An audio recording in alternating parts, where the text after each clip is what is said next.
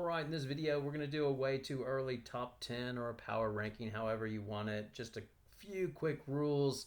In my top 10, this is more the teams that I've seen as well. So if I've left somebody off, like I think I left Maryland out of the top 10, I haven't really seen them play. The only team they've really played so far of notable competition is Duke. So they're outside of my top 10, just to give you an idea. So don't take it too seriously if your team is left out. Don't be too hurt. As well, this will be my last video for a while. I'll get to that at the end. So anyway, this last one, here we go, the top 10. Before we start, if you enjoy the content, then please consider subscribing to the channel and giving the video a like. All right, let's get into this. So number 1 is UCLA. Yes, Lauren Betts is great, and she's passing out much better than last year. As well, they're loaded up front with Gardner, Barker, Betts, and then they have Jaquez, who can slash to the basket, and then they have Arnacello, who seems to be the perfect fit, as well as Kiki Rice and London Jones. So right now, everything looks perfect for them, which is enhanced by their shooting well. They're shooting 36% from three-point range, which is a big help when you have a Lauren Betts. In addition, because you have Betts, they shoot well inside and dominate inside. The only question is, what happens on the night when their shooting goes cold? And the other one is, how are they going to mix in Ledger Walker into the mix? Number 2, I have UConn. I'm not going to cover them much in this video as I cover them all the time on this channel. As every year, the key to UConn is health. Right now, it looks healthy. Is Fudd breaking out and reaching her potential, or is this just a one-game tease like Texas in her sophomore year? To be determined. Hopefully, it's her staying healthy for the duration and having that season that everybody's expected. Sarah Strong has been everything is advertised. Like, she's not even been shooting that well, as she's shooting 25% from three, but she finishes everything at the rim, shooting 80% and 77% in the paint.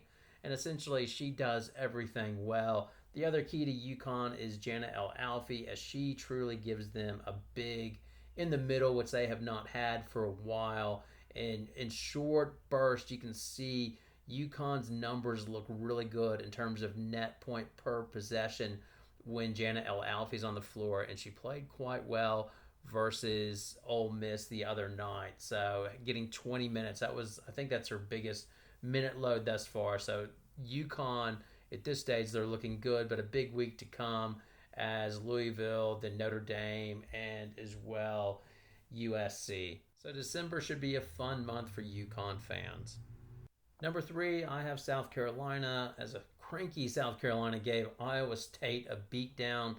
Dawn Staley continues to play lineup puzzle, and the questions of, that's the main question for them, is Raven Johnson and the intangibles she offers.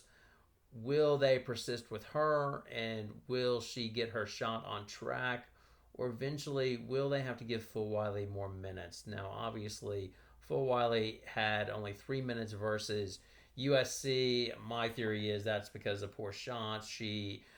Staley was sending a message to her and Fulwiley and to Chloe Kitts, but to be determined how this is going to go over the season. I know you want a veteran point guard, but ultimately, does South Carolina need the numbers that Fulwiley can potentially put up versus efficiency at point guard when they don't have the dominant center like they've had in the past? That'll be the question that'll work itself out as they get into SEC play. Number 4, I have the Longhorns. They look good on paper, but so far they haven't played anybody.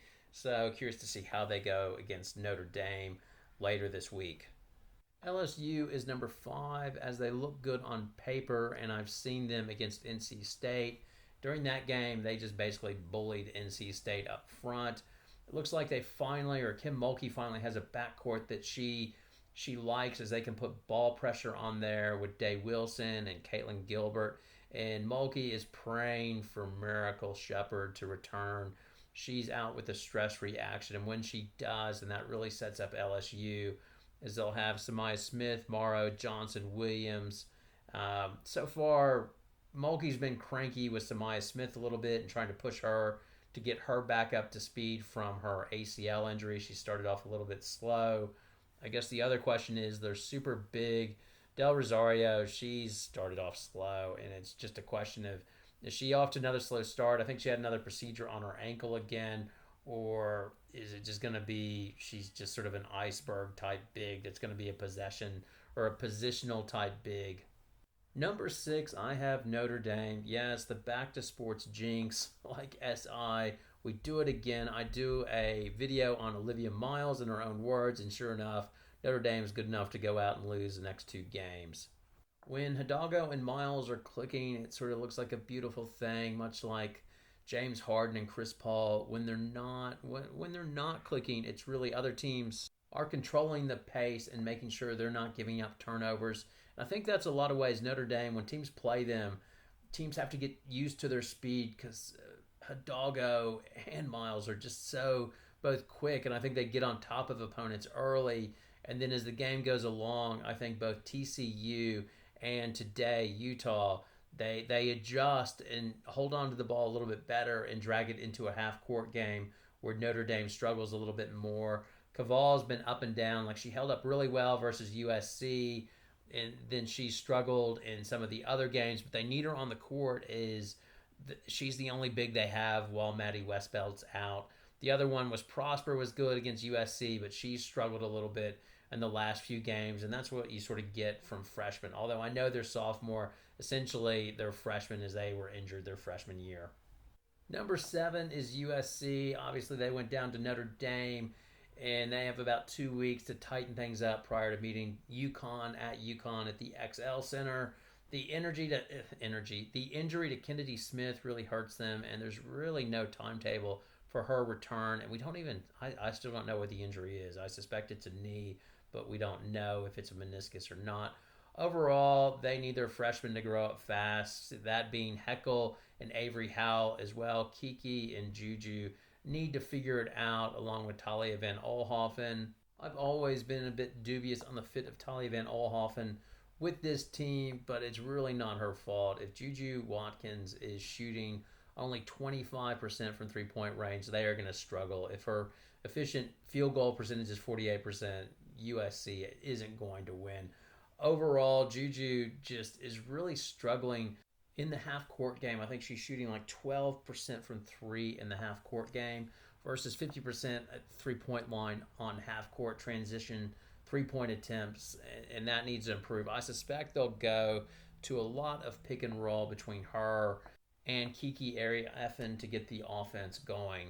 Number 8, I have Duke. Duke has all the parts.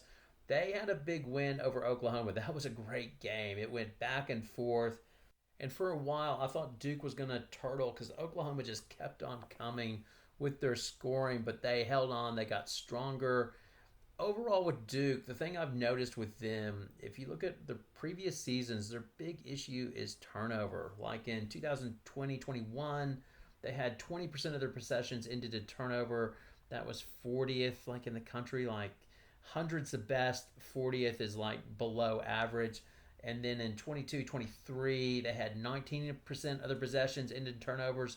That was like 53 in the country. And then again last year, they had 20.9 possessions ending in turnover. That was like 29th percentile. This year, starting out the season, they've only had 16.4 possessions end in turnovers. That's 90th in the country. If they could hold on to that, that would give them, a good chance. That's the one hole in their game when you look at sort of their overall numbers. Their defense is good. They spread the ball around. So that's what I'm curious to see. Can they hold on to the ball, and is that the natural maturing process of this team, and will that help them take the next step? Number 9, I have TCU. They had good wins over NC State. That was early in the season, and then today on Notre Dame, they can just pick and roll teams to death. They seem to know what they want to do, which is basically, Haley Van Lith, you go pick and roll, and we will out-offense you to death. And we'll let Sedona Prince control the middle, and that's not a bad way to go about trying to win basketball games. Number 10, I've got the Sooners. Again, that was a great game against Duke.